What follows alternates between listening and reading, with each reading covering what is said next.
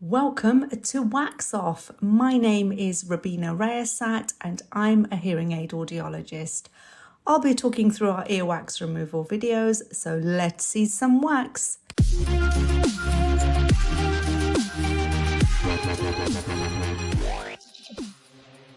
This patient, let's call him Bron. Bron is the lord of his high garden who had his earwax removal carried out at the end of last year elsewhere and returned to his high garden with a huge hole in his eardrum. When I saw Bron last year after his perforation, this blockage wasn't there, so I was able to view the perforation very easily. But today it is completely blocked up with very hard skin and earwax.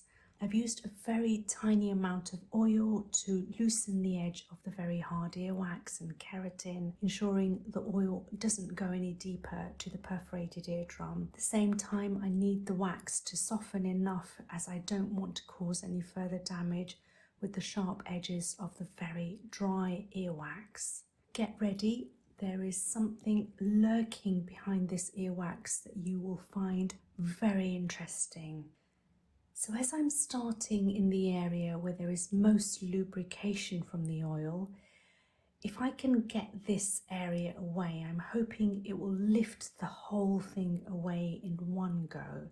It's quite deep and has taken on the rounded shape of the ear canal. There is a lot of glare here because the light is reflecting off the slightly narrowed entrance because it's somewhat collapsed. The hardened, solidified, moulded wax is coming out and then it slips back into the ear canal. So I gently go back in and open up the ear canal and suction it out. And look at that.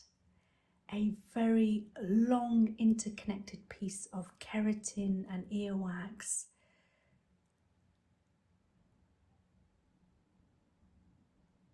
A small piece has just broken off there.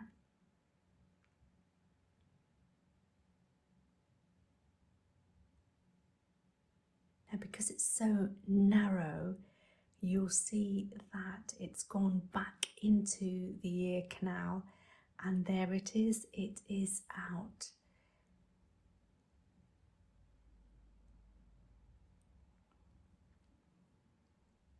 I would estimate this long piece of earwax to be about at least 2.5 centimeters in length in total, so it was pretty long.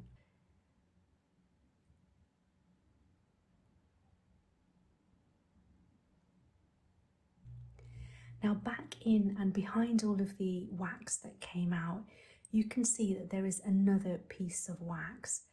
But you'll know that this is not a normal looking piece of wax. It has a pattern of some sort on it, which immediately makes me believe we have some form of spores developed on the wax, which have now dried up and created this pattern.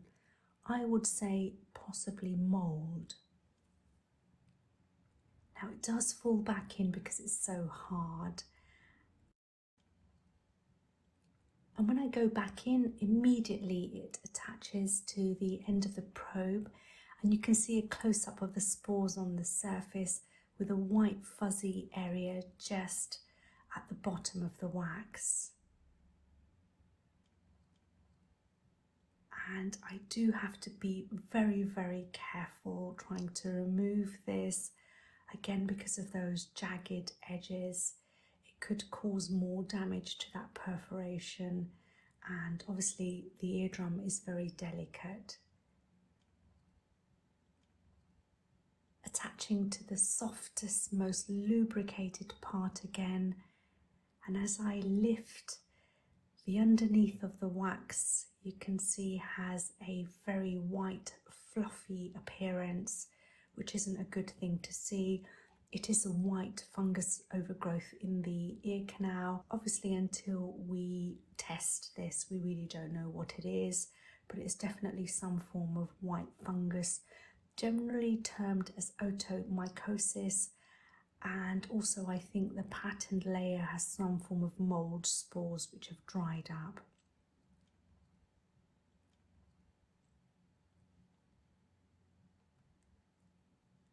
And I've frozen the frame here to show you the mould spore pattern on one side, which is now all dried up, and the white fungus is really reflecting the light of the endoscope, almost lighting up. And here's another view of it.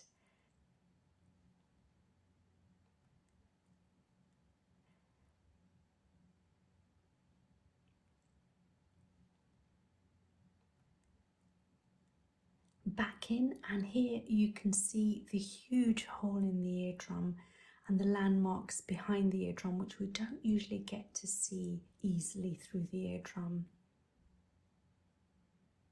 I want to see if I can get the remaining bits of hard wax.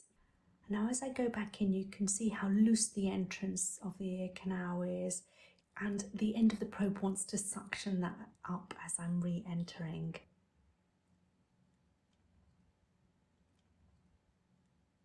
One piece at the top comes off, but there is still some which is remaining on there, which is actually very stuck on. It's very hard, and it's connected through a layer of keratin, but you can almost hear the end of the endoscope probe pinging off the surface of the very dry wax and keratin.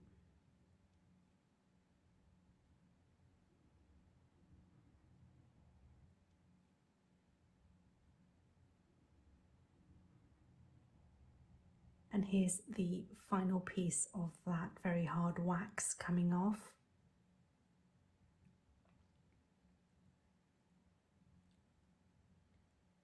Now I'm going to attempt to get the furry area just on the top edge of the actual perforation, because I didn't want it to fall off into the middle ear and cause further problems.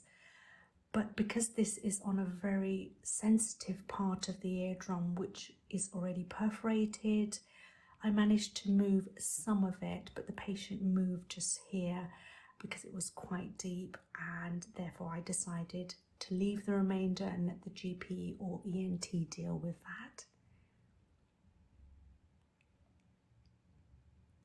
Now I'm removing the small amounts of keratin and oil at the entrance of the ear canal. This is where the oil actually reached up to.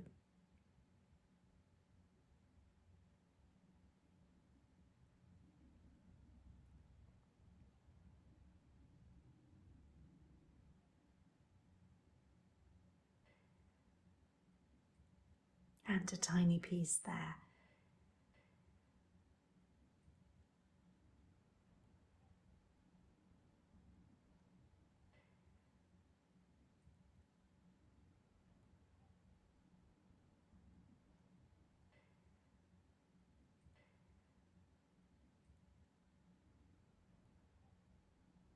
So here is the final shot of the left ear, understandably red.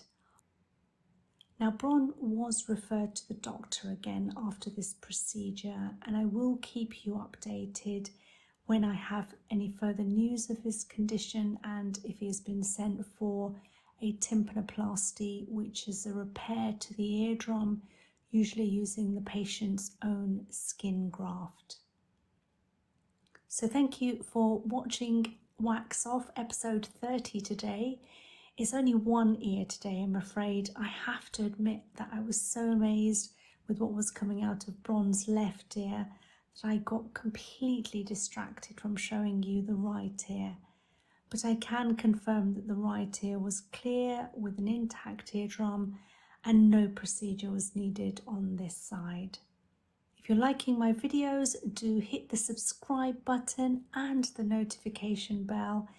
Peace out, and I will see you in the next one.